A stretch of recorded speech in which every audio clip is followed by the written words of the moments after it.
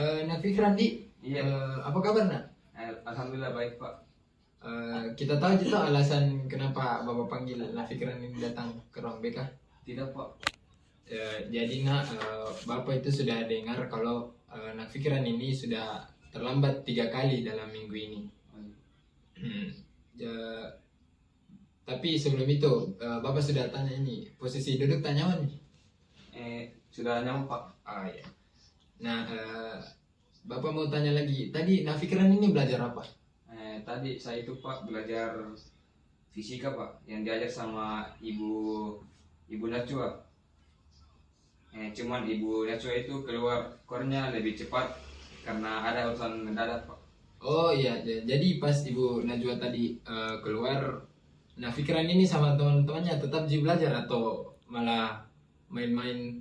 Oh iya Pak, jadi pas Ibu Najwa itu keluar tadi, saya sama dan teman-teman ini tetap belajar Pak.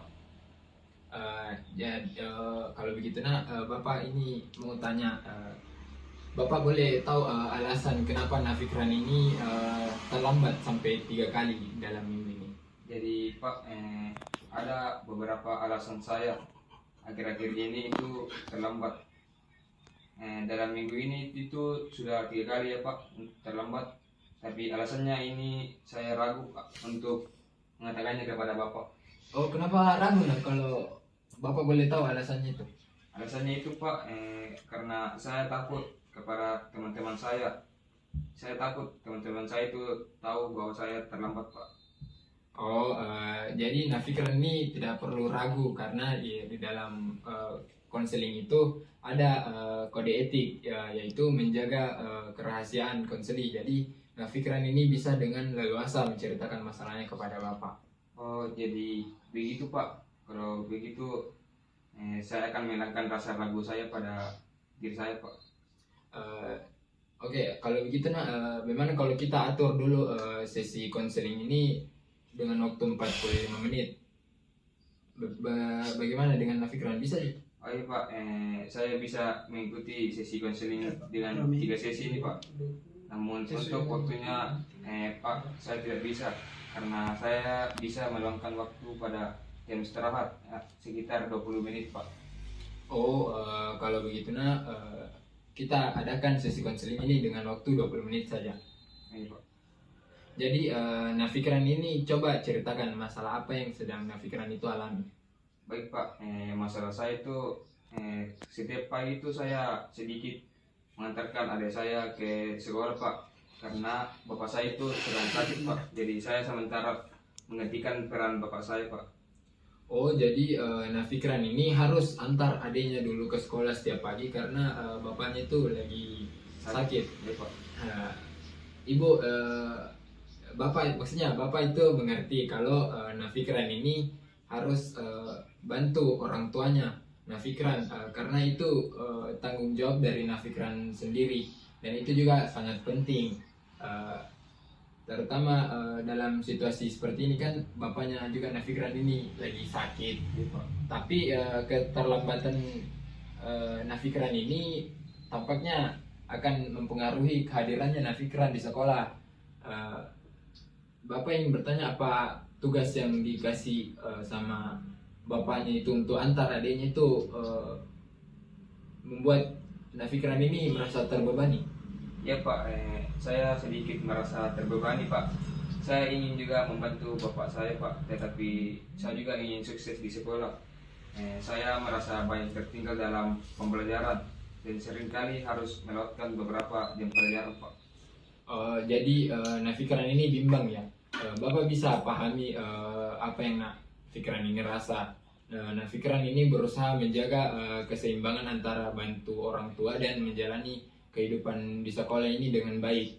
Tapi apa Nah Fikran ini pernah berbicara tentang hal seperti ini ke Bapak? Saya sudah mencoba berbicara dengan bapak saya Pak, tetapi bapak saya selalu mengatakan bahwa mengantar adik itu adalah prioritas utama, karena jangan sampai juga adik saya terlambat Pak. Oh, jadi memahami perspektif bapaknya ini adalah langkah awal yang baik. Namun penting juga untuk menjaga keseimbangan antara tanggung jawab keluarga dan pendidikannya Nafikran. Apa Nafikran ini ingin mencari solusi yang dapat membantu Nafikran menghadapi masalah ini? Iya Pak, saya ingin mencari solusi agar saya bisa datang tepat waktu di sekolah Pak, tanpa meninggalkan peran bapak saya untuk mengantar adik saya Pak. Jadi Nafikran ini merasa kecewa karena sering terlambat datang ke sekolah untuk bantu bapaknya ini karena sementara lagi sakit. Eh, jadi bagaimana Nafikran ini menghadapi situasi yang Nafikran sendiri alami? Iya Pak, jadi saya itu merasa sangat kecewa Pak, karena saya harus pertama itu untuk membantu bapak saya Pak, untuk menggantikan perannya untuk mengantarkan adik saya ke sekolah Pak. Saya tidak tahu lagi bagaimana cara menghadapi masalah ini Pak. Jadi Nafikran juga ini merasa jengkel karena datang di sekolah itu selalu menghalangi Nafikran ini ya. Tapi Nafikran ini sudah coba berbicara dengan bapaknya. Betul Pak. Saya merasa frustasi Pak, karena saya tidak punya kesempatan untuk datang ke sekolah lagi. Tugas membantu bapak untuk mengantar adik saya itu mengambil waktu yang seharusnya saya habiskan di sekolah Pak. Jadi Fikran ini merasa frustasi karena merasa dikhianati ya oleh waktu yang terus berjalan, mengakibatkan ini Nafikran terlambat datang ke sekolah. Benar Pak, saya merasa sangat frustasi Pak, karena sulit untuk membuat inisiatif untuk menyeimbangkan antara membantu bapak saya dan menjaga keteraturan kehadiran saya di sekolah Pak. Jadi bagaimana saya bisa mengubah situasi ini Pak? Jadi Nafikran ini merasa putus asa karena tidak tahu kekuatannya Nafikran sendiri ini dalam mengatasi keterlambatan datang ke sekolah yang pada akhirnya dapat mempengaruhi rasa kepercayaan atau kepedulian orang tuanya Nafikran ya. Iya Pak, saya merasa putus asa karena tidak tahu kekuatan saya sendiri untuk mengatasi keterlambatan untuk datang ke sekolah ini Pak. Saya khawatir ini akan berdampak pada ekonomi peran bapak saya Pak. Oh iya. Nafikran ini mengatakan juga kalau Nafikran ingin keluar dari masalah ini, tapi belum melakukan langkah yang konkret untuk mengubah situasi yang Nafikran alami. Bagaimana Nafikran melihat potensi dirinya sendiri dalam menghadapi tantangan seperti ini?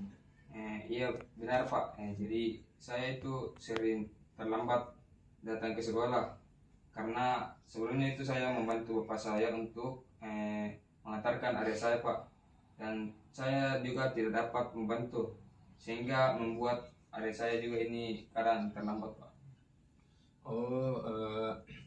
Baik, jadi Nafikran ini menyampaikan bahwa Nafikran ini sering datang terlambat ke sekolah karena bantu dulu bapaknya di antar adiknya ke sekolah. Terus Nafikran ini merasa frustasi juga. Ya benar, apa benar begitu?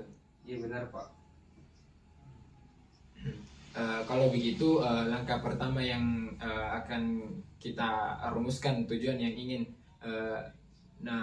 Fikran ini capai. Dalam merumuskan tujuan ini perlu dipertimbangkan siapa yang terlibat dalam tujuan tersebut, apa yang mereka lakukan, mengapa dan bagaimana mereka melakukannya, di mana serta kapan mereka melakukannya, dan sejauh mana keberhasilannya.